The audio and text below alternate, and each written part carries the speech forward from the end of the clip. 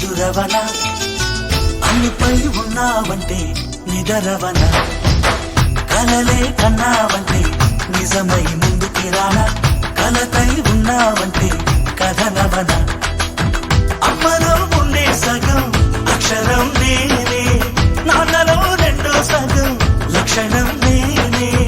అమ్మ తోడు నాన్న తోడు అన్ని నీకు అన్నే చూడు చెల్లిపోని బంధం నేనమ్మా